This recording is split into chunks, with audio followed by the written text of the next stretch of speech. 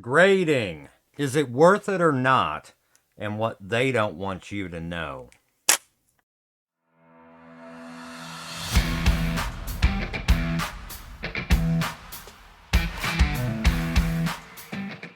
All right, we're going to get into the very basics of grading, what they don't want you to know about it, and maybe even a little bit of history. To get into a little bit of the background of grading, it started somewhere in the mid 80s. We're going to get more into kind of the 90s where it began to take off. We'll go with PSA because PSA was the one that made it go more mainstream on that front. They wanted to get into something else. They were already doing coins.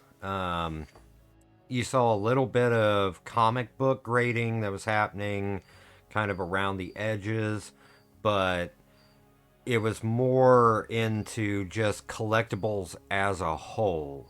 And PSA grabbed a hold of that, and they were looking to try to get their foot into the entire system. They wanted to get into all kinds of different stuff, and the best place to start with was sports card grading, but it wasn't something that really took off at the very front end of it for sure. People weren't into it. They didn't want to pay to have it done. They already had LGSs that they trust. They already had, their local ball card shops and things like that. They trusted them. They loved them. They were good people, good places to hang out. But that's where PSA was getting ready to go to really start taking that control over in their own hands. So after multiple attempts at different campaigns trying to get people to get in on something that they weren't in on, like they really didn't want it, they didn't care for it, they finally fell in to the one that worked by burning down and trash talking local LGSs and ball card shops and things of that nature. So they told everybody that you need a third party arbiter. You need a third party to come in and tell you the grading of your card because your local place that you go, they're just messing you over. That's all they're doing. They are undergrading your cards to buy them off of you, and then they're overgrading them to sell them back. Which that's a pretty raw situation to create. But that is exactly what got them what they wanted, so why change? Regardless of the nasty tactics that were used by PSA to get all this started, punch it into the mainstream, force it to be a thing, it is. Whether we like it or not. Everybody's talking about grading. Other companies were trying to come into this new scene as well. They were having a hard time. PSA had to start bashing at them as well. There were a couple that were big enough that they could not take them down, so they got together with them and said, "Hey, we're gonna take us and make sure that we're the only ones that matter when it comes to grading." Beckett obviously is one of the big ones on that front, and so is CGC. Now, at least. CGC is by far the lower end of that, where Beckett is kind of toe to toe, head to head with PSA, but they have a little different way that they do things.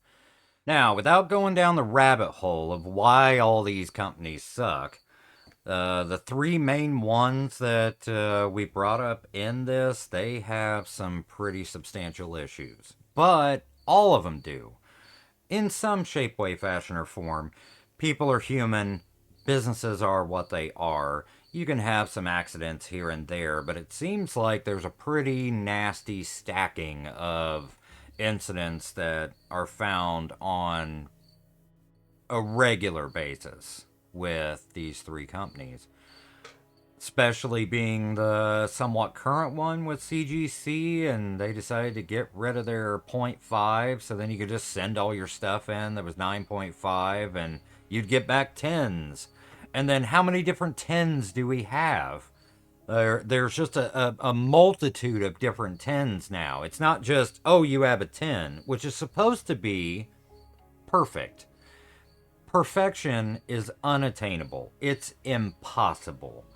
But the longer everything went on, they had to come up with tens. Because if your gray can never really get to that true perfection, then people stopped doing it. So they had to just randomly create all these different tens that you can get. There's a 10. It's pristine, perfect mint, which is unattainable, by the way. Or it's got some kind of a flaw. And everything has some kind of a flaw. You can find a flaw in absolutely anything. But the ridiculousness of the way all this is set up is how many different ways you can get a 10, and my 10's better than your 10. Oh, well, my 10's better than your 10. I'm waiting until we get 10.5s. You know, that's like pristine and perfect. But this one's better than perfect. Is that even possible? No. Now, for grading as a whole, right? What would you think would be the absolute best way to get your card unbiasedly graded? Do you think it would be from just human beings going through each of these cards one by one? And it's so cute and so sweet that they have this little laundry list of different steps. Look at all the steps that we go through, and they're all posted on each of their sites. I could bring up their sites and show them to you, but you know it. You know it. If you've gone through and looked at any of it for any amount of time, you will see they got this beautiful website, and it's got all these things that they do. Look at all of our steps that we go through. Them with all the quality checks that are on there. Like, I've had my own PSA stuff come back all kinds of messed up. I've had stuff that was stuck in the slab, and like little papers and little stuff that was stuck in there with 5 different quality checks. Are you insane? Are you kidding me with that? You had 5 quality checks and you didn't see it? Well, that's why there is such a long wait time to get through on PSA. It's a cattle call. They're not going through this stuff with any amount of real certainty, right? It's just push as many through as fast as you can. And it's all human beings who are doing it. So if you've got all these cards that are sitting there, and they've got all these people who are sitting at tables, and that's how it's set up. You've got this guy here, this guy here, this woman here, this guy over here, this woman over here, this whole bunch of people, and that's just at one like little table, and they're going through them by hand, right? There is a standardized way they say that they do it, but it doesn't really matter at that point now, does it? Because you've got the human effect in.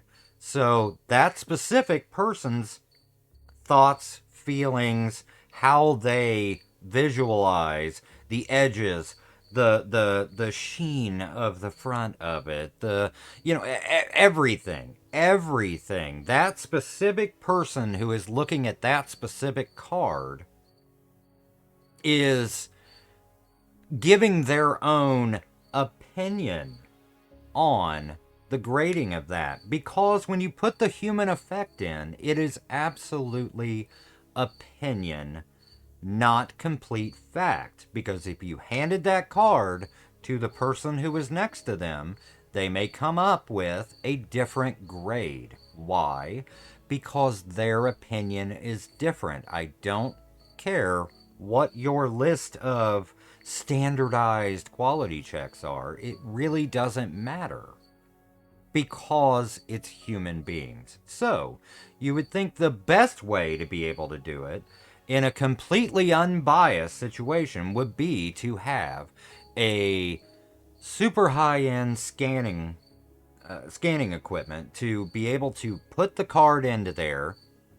The system scans it. The programming looks through it for actual flaws on a very fair, straight down the line basis, because the scanner and the computer only can do what you've told it to do. And if you have one standardized program and that list of checks that goes through there, they will be done identically every time. Doesn't matter how much it cost to get that grading done. That's a whole nother world. All three of those big three companies and others, but the big three are the worst offenders. You can find videos all over the place, and I've done it myself with PSA. I've sent in a card at the absolute cheapest. It took 60 days for me to get the thing back. Well, it said 60 days. I can't remember the actual total on it. It was longer than the 60 days. But regardless, it doesn't matter. A minimum of 3 months they had my card. I got it back. It came back in 8.5. I sent it back in. That was $26 or something to that effect. And it came snail mail. But sent it back. Did the super uber special grading and got it back in a week, and it was $250-$300, something insane. Got it back, and it came back at a 9. Maybe that was Beckett. It doesn't matter, but it was a half a grade bigger, which it may not have been PSA. It may have been Beckett, but it doesn't matter either way. You can find even more of them on PSA.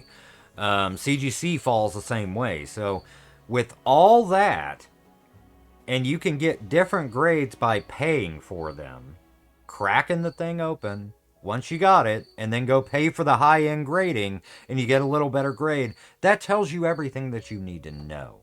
The best way to do it, theoretically, would be off of a program and a very high-end scanner.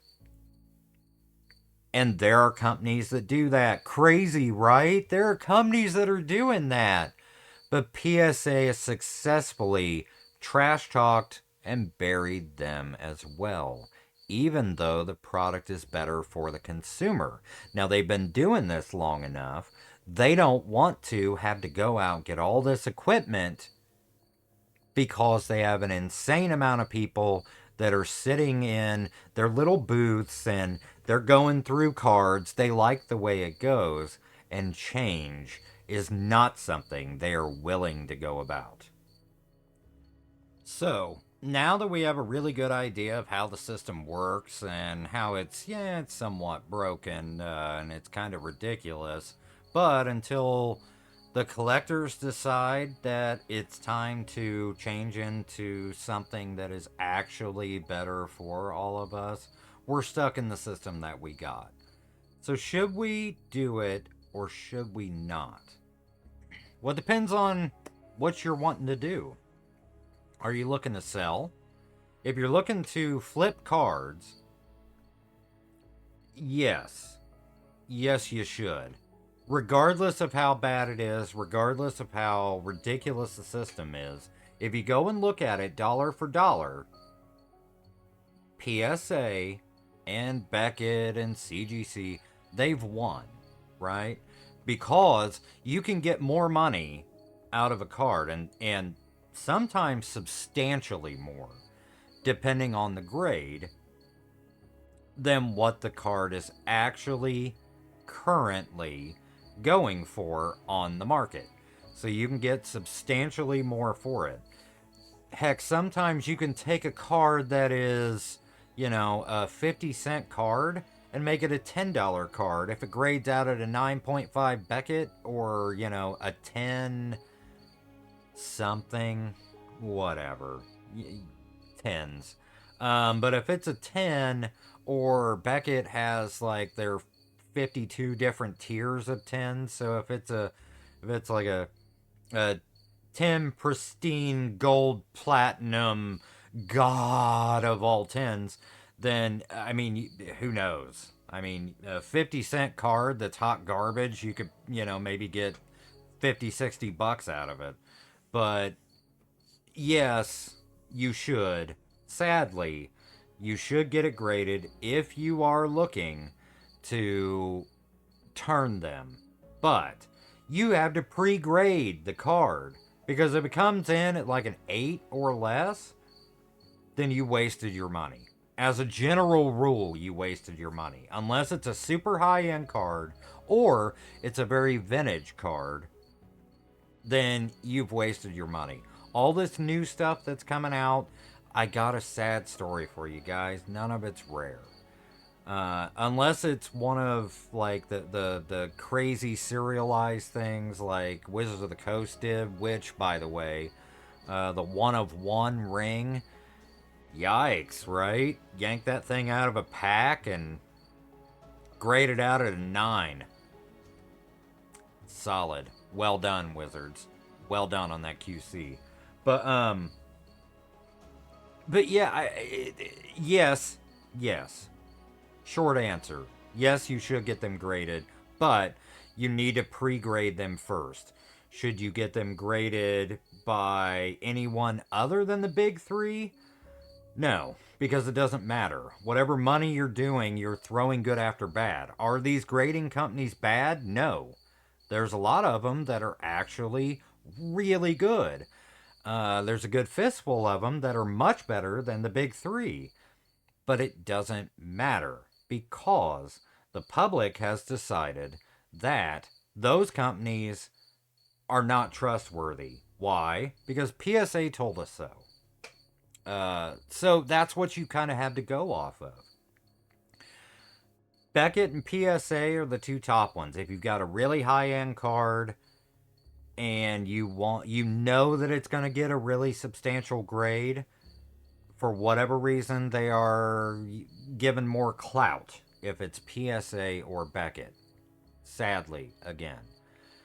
If you have cheaper cards that on the market aren't nearly as high, and they're a decent grade, CGC is a good option for that because, as a general rule, it is cheaper to get them graded.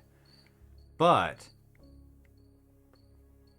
you don't get as much clout as you would on the other two, as far as Beckett or PSA. But regardless, CGC is still considered trustworthy. And after the send in your 9.5s to get 10s, I have no idea how exactly they're considered trustworthy. That's insane. Send in your 9.5 that has a flaw so it can be a mint 10, which 10 is supposed to be, again, perfect. But we've changed a lot of that over time. Have we not? Have we not, right? So the whole thing's absolutely ridiculous. But if you're wanting to get more out of your cards, then yes. Grading is one of those rough things that has become part of collecting, whether you like it or not. So you pull the card out of the pack. Good God, you got so lucky. Well, then you're going to have to spend a bunch of money to have someone tell you the condition that it's in. And you pull the thing straight from the pack and you paid $22 to get it low end graded and you get an 8.5. Well, you should have paid $300 to get it graded with the whole white glove service and super speedy. So you could get, a decent grade or a more true grade, or who knows, maybe they overgraded it because that's just as bad, right? It's all really ridiculous. And as ridiculous as this entire thing is, to tie a nice, pretty pink bow on this big, long, steamy turd, yes, get your stuff graded as long as you've pre-graded it and you know that it's going to be within a certain range. You may get hit with something that you didn't, that maybe you didn't see, or maybe you don't agree totally with it. But as a whole, if it is a super clean card, you generally will get more money as long as you use the top two and then ranging into the third of the big three on the grading companies. And with all that being said, my friends, I'm sure I'm going to get lit on fire. There's going to be so many fanboys of grading, period, or with all these three sites or any of the other sites. They're going to hit me up and they're going to blast me down here, and that's fine. I welcome it. Bring it. Because I only care about the best product for the consumer, and that's not what we have right now. So, if you found anything in this video that has been helpful to you, maybe helped you make a little more of an informed decision, or you absolutely hated it, either way, pop down there and click that little like and maybe even subscribe if you want.